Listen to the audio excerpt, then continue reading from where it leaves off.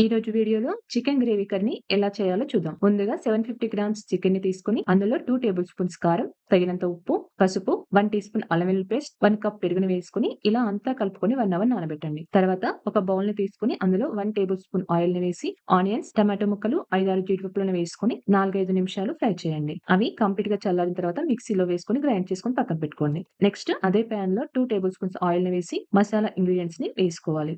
అలాగే కట్ చేసిన మిర్చిని కూడా వేయండి. కొద్దిగా కరివేపాకు, కొద్దిగా పసుపుని వేసుకొని నెక్స్ట్ గ్రైండ్ చేసి పెట్టుకున్న ఆనియన్ టమాటో పేస్ట్ ని వేసుకొని ఫ్రై చేయండి. తర్వాత సన్నగా కట్ చేసిన కొత్తిమీరను కూడా వేసుకోండి. అలాగే మ్యారినేట్ చేసి పెట్టుకున్న చికెన్ ని కూడా వేసుకొని 10 మినిట్స్ లో ఫ్లేమ్ లో మూత పెట్టి ఉడికించండి. 10 మినిట్స్ తర్వాత ఇలా ఒకసారి కలుపుకొని 1 teaspoon dhania powder, half teaspoon గరం మసాలాని వేసి 2 మినిట్స్ ఉడికించిన తర్వాత గ్రేవీకి సరిపడా వాటర్ ని యాడ్ చేసుకొని తర్వాత మూత పెట్టి 10 మినిట్స్ మీడియం ఫ్లేమ్ లో ఉడికించండి. అంతే, చికెన్ గ్రేవీ కర్రీ రెడీ.